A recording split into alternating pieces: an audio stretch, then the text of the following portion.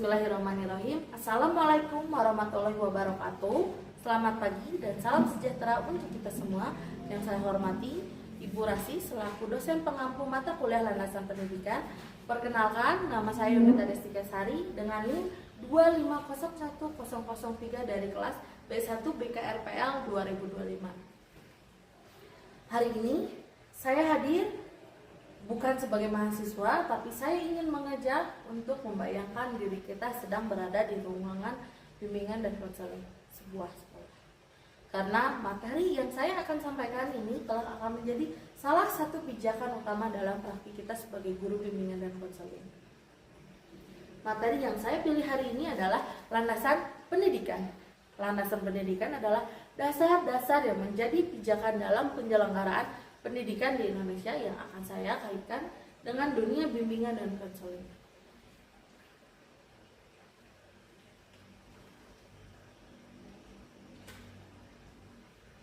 Untuk selanjutnya agenda presentasi hari ini ada 6 topik besar yang akan kita bahas bersama. Yang pertama,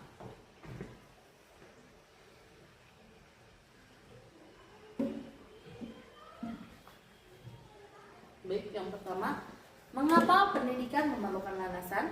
Kedua, apa itu landasan pendidikan? Ketiga, 5 landasan utama pendidikan di Indonesia. Yang keempat itu, pemikiran tokoh John Dewey, learning by doing. Kelima, tokoh Ki Hajar Dewantara dan sistem AMO. Dan terakhir, asas pendidikan dan implementasinya. Baik, untuk selanjutnya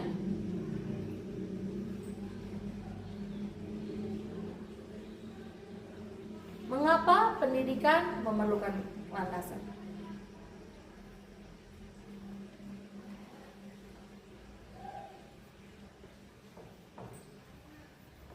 Landasan ini sama dengan fondasi.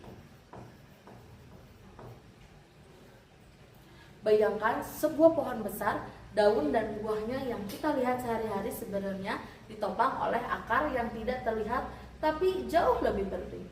Begitu juga dengan pendidikan. Tanpa landasan yang kuat, pendidikan akan kehilangan arah. Terdapat 4 alasan mengapa landasan ini begitu penting. 1. Membentuk manusia seutuhnya secara intelektual, moral, dan sosial. Kedua itu mengembangkan potensi unik setiap individu karena setiap siswa yang nanti kita bimbing punya bakat berbeda-beda. Dan ketiga, menjadi bekal menghadapi tantangan zaman yang terus berubah dan adaptif terhadap perubahan global. Dan keempat, memberikan arah yang jelas karena tanpa arah pendidikan dan bimbingan konseling sebagai guru BK akan kehilangan maknanya. Untuk selanjutnya, apa itu landasan pendidikan?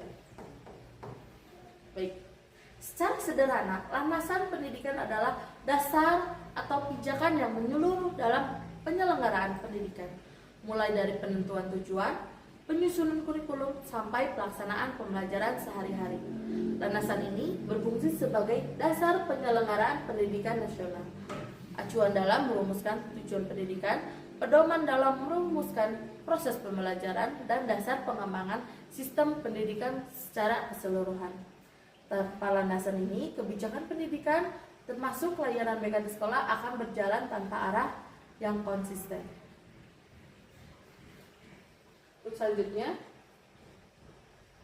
5 landasan utama. 1 itu filosofis. Kedua, sosiologis. Ketiga, kultural. Keempat, psikologis. Dan terakhir, iptek.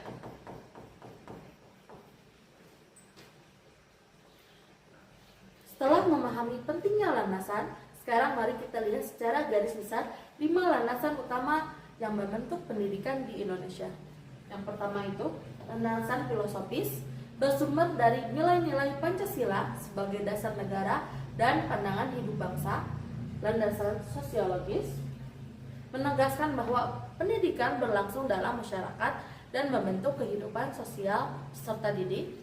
Landasan kultural berperan mewariskan dan melestarikan budaya bangsa kepada generasi penerus. Landasan psikologis dan iptek membantu kita memahami kebutuhan peserta didik sekaligus membekali mereka dengan keterampilan teknologi abad ke-21.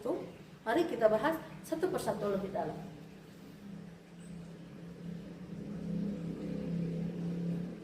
Baik, selanjutnya landasan filosofis.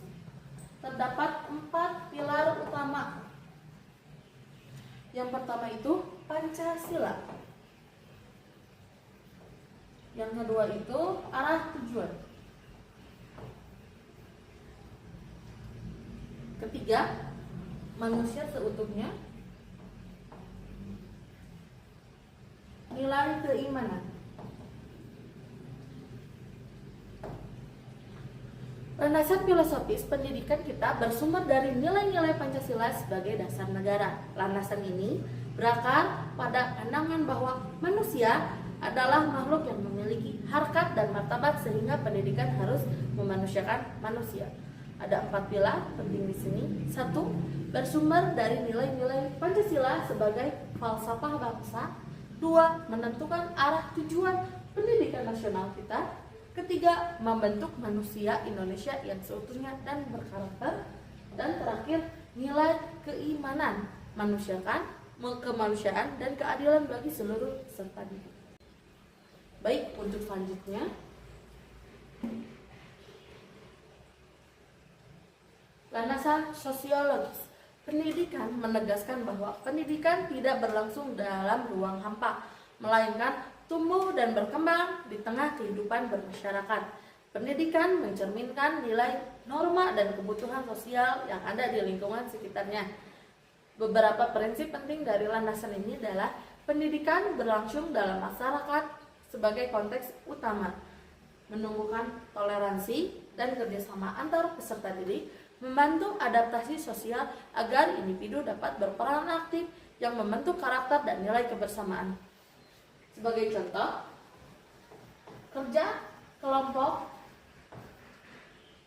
di kelas dengan berbeda suku dan agama. Baik, untuk selanjutnya, landasan kultural. Pendidikan mewariskan budaya bangsa kepada generasi penerus. Budaya lokal yang kaya menjadi sumber nilai dan karakter yang membentuk identitas peserta didik sejak dini. Landasan kultural ini mempersiapkan generasi menghadapi globalisasi tanpa kehilangan jati dirinya. Budaya dan pendidikan saling membentuk karakter bangsa yang tangguh dan beridentitas kuat. Akar budaya yang kuat,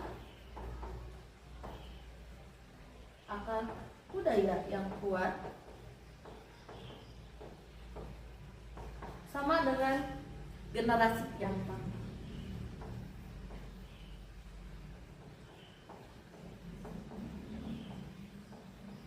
Baik, untuk selanjutnya,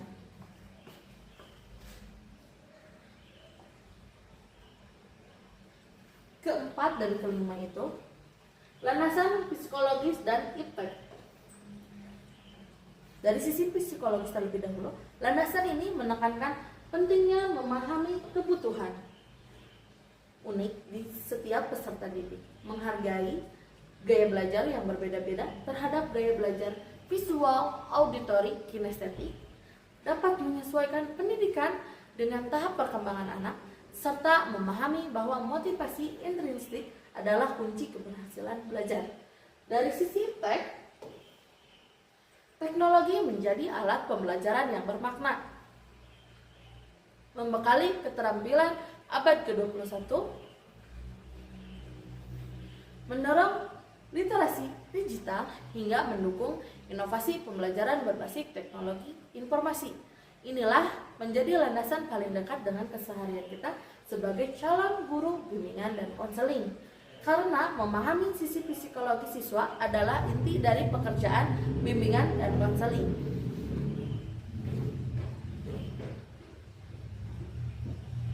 Yang selanjutnya adalah John Dewey. Tokoh John Dewey, Learning by Doing.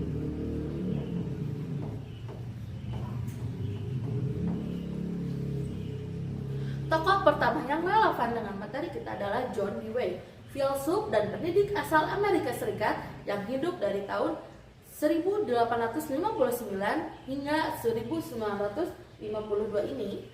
Dewey memperkenalkan konsep learning by doing, bahwa pendidikan sejati terjadi saat siswa terlibat aktif dalam proses belajar, bukan sekadar pengalaman langsung yang nyata semata-mata. Bagi Dewey, peserta didik adalah pelaku aktif, bukan pasif. Guru berperan sebagai fasilitator yang membimbing eksplorasi siswa, bukan sekadar memberikan informasi satu arah. Pemikiran inilah yang menjadi fondasi dari Project Based Learning atau PJBL dan Problem Based Learning atau PBL dalam kurikulum Merdeka saat ini yang kita kenal. Dan konsep ini relevan dalam dunia konseling. Kita tidak hanya menasehati secara pasif, tapi melibatkan mereka secara aktif dalam proses menemukan solusi atas masalahnya sendiri. Untuk selanjutnya, terdapat tokoh Ki Hajar Dewantara. Pendidikan adalah menuntun segala kodrat anak menurut Ki Hajar Dewantara. Dan inilah tokoh yang menurut saya paling dekat dengan jiwa bimbingan dan konseling. Ki Hajar Dewantara, Bapak Pendidikan Indonesia yang hidup dari tahun 1889 hingga 1959. Kalimat beliau ini sangat dalam maknanya. Pendidikan adalah menuntun segala kekuatan kodrat anak. Bukanlah ini persis sebagai filosofi dasar konseling. Kita tidak memaksakan kehendak kepada siswa, melainkan kita menuntun mereka untuk menemukan jalannya sendiri. Ada 3 hal penting dari pemikiran beliau. Yang pertama itu menuntun, bukan memaksa. Yang kedua itu memanusiakan manusia. Yang kedua itu anak memiliki potensi yang unik. Dan yang ketiga dapat memanusiakan manusia.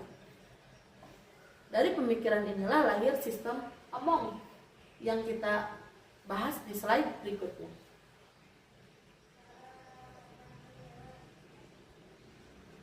Baik, sistem Among ini ingarso suntuladan, ingmadya mangun karsa, tuturi handayani.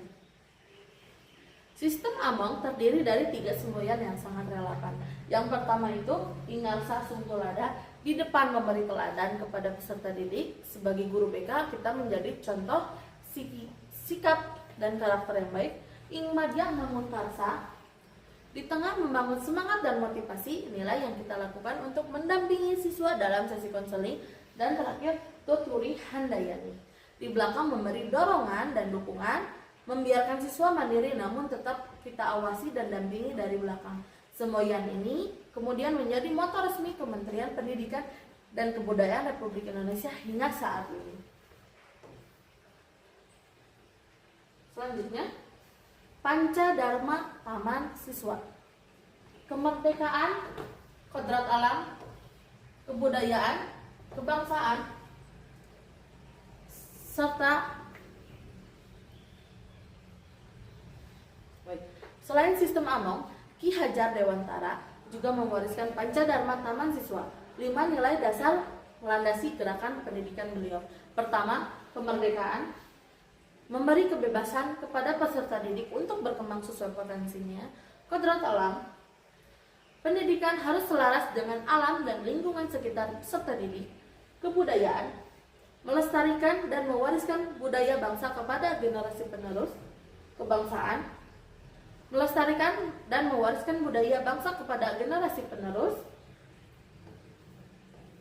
Kemanusiaan, menanamkan nilai universal yang berlaku bagi semua manusia. Kelima nilai ini, jika kita renungkan, sangat selaras dengan kode etik dan asas-asas bimbingan konseling, terutama asas kerahasiaan, asas kesukarelaan,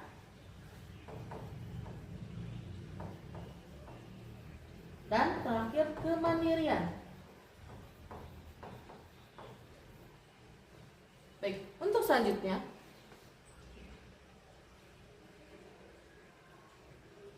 asas pendidikan dan implementasinya. Dari kelima landasan dan filosofis para tokoh yang sudah kita bahas, lahirlah asas-asas pendidikan yang berlaku hingga saat ini. Asas yang pertama, tuturi handayani, belajar sepanjang hayat, kemandirian belajar. Asas ini diwujudkan melalui pendekatan student centered learning, pendidikan non formal, dan project based learning.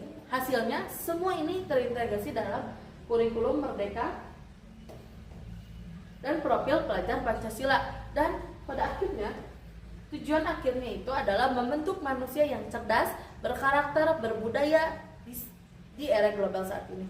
Inilah yang menjadi cita-cita bersama, termasuk kita sebagai calon guru BK. Sekarang izinkan saya menjembatani semua teori ini ke dalam praktik nyata bimbingan dan konseling di sekolah.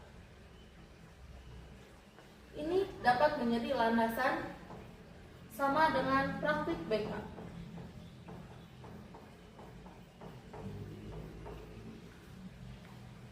Dari landasan filosofis, guru BK membantu siswa menginternalisasi Pancasila melalui layanan bimbingan pribadi dan sosial, bukan sekadar menghafal sila-silanya. Dari landasan sosiologis, guru BK memfasilitasi layanan bimbingan kelompok yang menumbuhkan empati dan kerjasama antar siswa dari latar belakang yang berbeda. Dari landasan kultural, guru BK menghormati keberagaman latar belakang budaya siswa dalam setiap sesi kelompok atau setiap sesi konseling. Dari landasan psikologis, inilah jantung utama dari profesi kita. Guru BK menggunakan asesmen psikologis dan untuk memahami kebutuhan gaya belajar, permasalahan emosional setiap siswa secara individual. Dan terakhir landasan iptek, guru BK masa kini dapat memanfaatkan platform digital untuk konseling, asesmen online hingga aplikasi pemantauan perkembangan siswa. Dan yang terpenting adalah filosofi tuturi handayani menjadi napas dari setiap sesi konseling yang kita lakukan. Kita berada di belakang siswa, mendorong mereka maju tanpa pernah memaksakan arah yang harus mereka tempuh. Sebelum masuk kesimpulan, izinkan saya sedikit berbagi refleksi pribadi. Mempelajari materi ini membuat saya menyadari bahwa menjadi guru bimbingan konseling bukan hanya soal menguasai teknik konseling, tapi juga soal memahami dari mana pendidikan ini berasal dan kemana arahnya. Saya pribadi merasa tersentuh dengan filosofi Ki Hajar Dewantara, bahwa tugas adalah menuntun, bukan memaksa. Ini mengingatkan saya bahwa setiap siswa yang kelak saya temui di ruang bimbingan konseling punya kodrat dan jalannya masing-masing. Dan tugas saya sebagai guru BK bukan mengubah mereka menjadi seperti yang saya inginkan, tapi membantu mereka menjadi versi terbaik dari mereka sendiri. Materi ini juga mengingatkan saya bahwa landasan psikologis bukan sekedar teori di buku, tapi tanggung jawab nyata yang akan saya pikul setiap hari di depan siswa yang punya cerita pergumulan masing-masing. Untuk selanjutnya, sebagai kesimpulan, izinkan saya merangkum 4 hal penting dari presentasi hari ini. Yang pertama, landasan pendidikan adalah fondasi yang menopang seluruh sistem pendidikan nasional kita. Kedua, kelima landasan ini, filosofi, sosiologis, kultural, psikologis, dan iptek, secara langsung membentuk cara kerja kita sebagai guru BK. Ketiga, pemikiran John Dewey dan Ki Hajar Dewantara bukan sekedar sejarah, melainkan kompas moral dalam praktik bimbingan dan konseling kita kelak. Keempat, tujuan akhir dari semua ini adalah 1. Membentuk manusia Indonesia yang cerdas, berkarakter, dan siap menghadapi tantangan masa depan, dan guru BK punya peran besar untuk mewujudkannya.